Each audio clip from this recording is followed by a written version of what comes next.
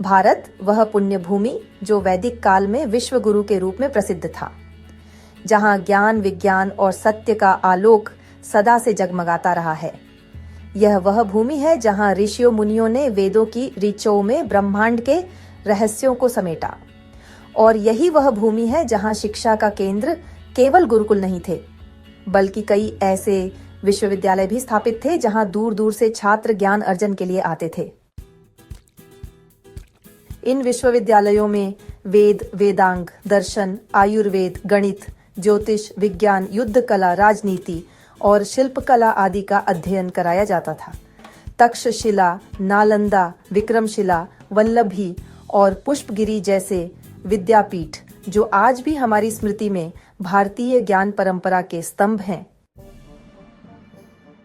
आइए चलते हैं उस अद्भुत समय में जब ज्ञान को केवल पुस्तकों में नहीं, जीवन में उतारा जाता था। सबसे पहले तक्षशिला विश्वविद्यालय आज से लगभग 2500 वर्ष पूर्व यह केवल एक शिक्षा केंद्र नहीं, बल्कि संस्कार और साधना का स्थल था। यहाँ वेद, वेदांग, आयुर्वेद, ज्योतिष, गणित, शल्य चिकित्सा और धनुर्विद्या सिखाई जाती थी। महान आचार्य चाणक्य ने यहीं अपनी विद्या अर्जित की थी, और इसी विश्वविद्यालय से निकले विद्वान पाणिनि ने संस्कृत व्याकरण को एक नए आयाम पर पहुंचाया। गुरुदेव, ब्रह्म क्या है? सत्यम ज्ञानम अनंतम ब्रह्म। तक्षशिला का वर्तमान स्थल वर्तमान पाकिस्तान, रावलपिंडी के पास। स्थापना अनुमानित 700 ईसा पूर्व। विषय वेद, आयुर्वेद, गणित, राजनीति, धनुर्विद्या, शल्य चिकित्सा। महान शिक्षक आचार्य चाणक्य, आचार्य जीवक। इसके बाद हम पहुंचते हैं नालंदा, वह विश्वविद्यालय जहां एक समय में 10,000 से अधिक विद्यार्थी और 2,000 आचार्य विद्या में रत थे। धर्मशास्त्र से लेकर ज्योतिष और चिकित्सा तक प्रत्येक विषय की गहराई में उतरने का अवसर यहाँ मिलता था। तिब्बत, चीन, श्रीलंका और सुदूर देशों से विद्यार्थी यहाँ ज्ञान प्राप्त करने आते थे, और जब लौटते थे अपने देशों में भारत की ज्ञान ज्योति का प्रकाश फैलाते थे। स्थान बिहार, भारत। स्थापना लगभग 5वीं शताब्दी ईस्वी। विषय धर्मशास्त्र, तर्कशास्त्र, चिकित्सा, गणित, ज्योतिष, वास्तुशास्त्र और अन्य शास्त्र। यह बौद्ध शिक्षा का भी बड़ा केंद्र था और कई देशों से छात्र यहाँ आते थे। विक्रमशिला एक और तीर्थ स्थल जहाँ केवल शास्त्र नहीं, जीवन का सार सिखाया जाता था। तंत्र, ध्यान और योग के माध्यम से आत्मज्ञान की ओर अग्रसर होने का मार्ग प्रशस्त किया जाता था। इन विश्वविद्यालयों की विशेषता थी गुरु और शिष्य का सजीव संवाद।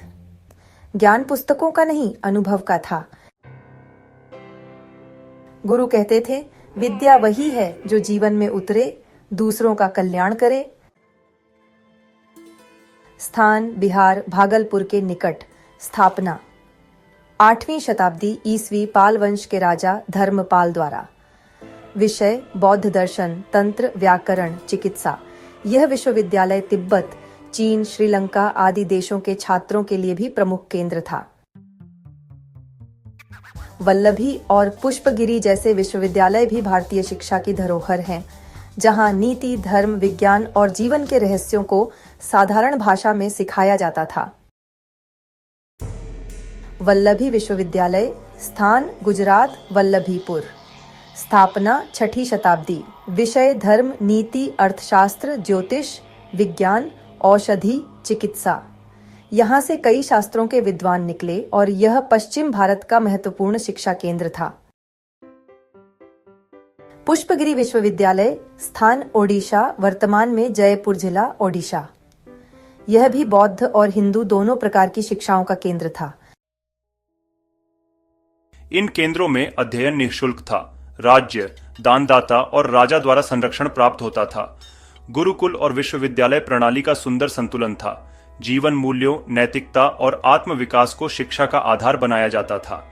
आज जब हम ज्ञान के इन अद्भुत केंद्रों को स्मरण करते हैं, तो यह केवल इतिहास नहीं, प्रेरणा है।